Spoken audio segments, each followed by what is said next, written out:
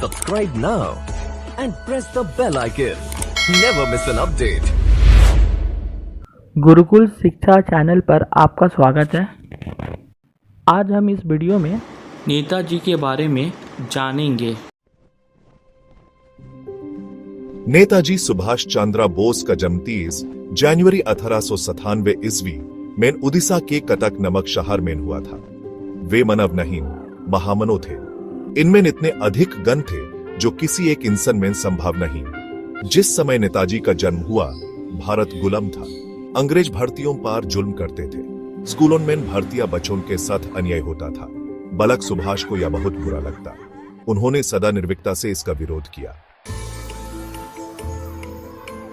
वे दूसरे बच्चों की तरह नहीं थे। वह तो असाधारण बालक थे। कक्षा में सदा प्रथम आते और जब भी कोई अन्याय होता अपनी आवाज अवश्य उठाते थे। अंग्रेज भी उनकी बुद्धि की प्रखरता देख चकित रह जाते हैं। प्रखर बुद्धि के साथ साथ वे बहुत स्वाभिमानी भी थे। उन्हें अपना देश, अपनी भाषा और अपनी संस्कृति से बहुत प्रेम था। इसी स्वाभिमान के कारण उन्होंने अपने पिता से कह दिया कि मिशनरी स्कूल में नहीं पढ़ेंगे, और उन्होंने ऐसा किया भी। वे अपने देश और उनकी परंपराओं से बहुत प्यार करते थे। वे अपने धर्म में आस्था रखते थे। वे स्वाध्याय किया करते थे। धर्म, दर्शन, साहित्य आदि सब विषयों का अध्ययन करते। उन्होंने विवेकानंद को पढ़ा, रामकृष्ण परमहंस को पढ़ा और उनके विचारों को अपने जीवन में उतारा। वे अक्सर सोचा करते कैसे देश को मुक्त कराऊं। आपको लगता होगा कि बच्चे क्या कर सकते हैं, पर जानते हो, सुभाष ऐसा नहीं सोचते थे। उन्होंने बचपन में ही निश्चय कर लिया था कि वह अंग्रेजों को देश से निकालेंगे, और उन्होंने आजीवन उनकी नाक में दम किए रखा। पिंटू बच्चों ने इतना शक करने के बाद भी अपनी पढ़ाई में पीछे नहीं रहे। यूं से समय की सबसे बड़ी परीक्षा ICS उन्होंने पास की। सारा भारत उन पर गर्व करता था। किंतु सबसे अधिक प्रेम वह अपने देश से करते थे। देश को मुक्त कराने के लिए उन्होंने ICS की नौकरी विशेष त्यागपत्र दे दिया और गुलाम भारत को आजाद कराने का प्रण लिया। तब देश में स्वतंत्रता के लिए आंदोलन चल रहा था। उस आंदोलन में उन्होंने भाग लिया। सन 1928 में उन्हें भारतीय राष्ट्रीय कांग्रेस का अध्यक्ष चुना गया। अप्रैल 1939 में उन्होंने अध्यक्ष पद से इस्तीफा दिया और फॉरवर्ड ब्लॉक नामक दल की स्थापना की।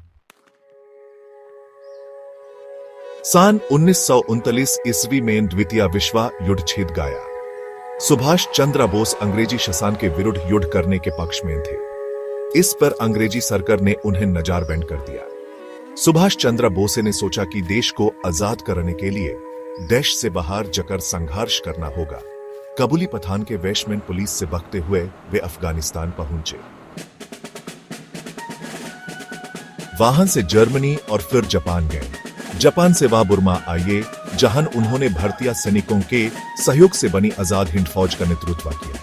उन्होंने दिल्ली चालो और तुम मुझे खून दो, मैं तुम्हें आजादी दूंगा के नारे दिए। उनका जय हिंद नारा बहुत प्रचलित हुआ। उन्होंने देश की आजादी के लिए अपना सुख, चैन और आराम त्याग दिया। वे इतने विचित्र थे कि जब उन पर दुख पड़ता, वह दुख मांगते, कभी न घबराए। अंग्रेजों ने उन्हें बार बार जेल भेजा, बहुत कष्ट दिए, फिर सुभाष डरते कहां थे। सुभाष अपने माता पिता गुरुजनों का आदर करते थे। कभी भी उनकी आज्ञा का उल्लंघन नहीं करते थे। वे बहुत अनुशासित भी थे। वह मानते थे कि जीवन में यदि कुछ पाना है तो अनुशासन का पालन करो और दृढ़ रहो। सुभाष समाज सेवी भी थे और सेवा कार्य में उन्होंने हिंदू मुसलमान में भी कभी भेद न समझा। हमें भी अपने देश के लोगों में भेदभाव नहीं करना चाहिए। देशवासियों ने नेताजी कहकर पुकारते हैं, हमें सुभाष की तस्वीर सबसे प्यार करने वाला तथा बलिदानी बनना चाहिए। अगर तुम बचे सुभाष चंद्र बोस जैसे बन जाओगे तो कोई भी देश को कमजोर नहीं बना सकेगा।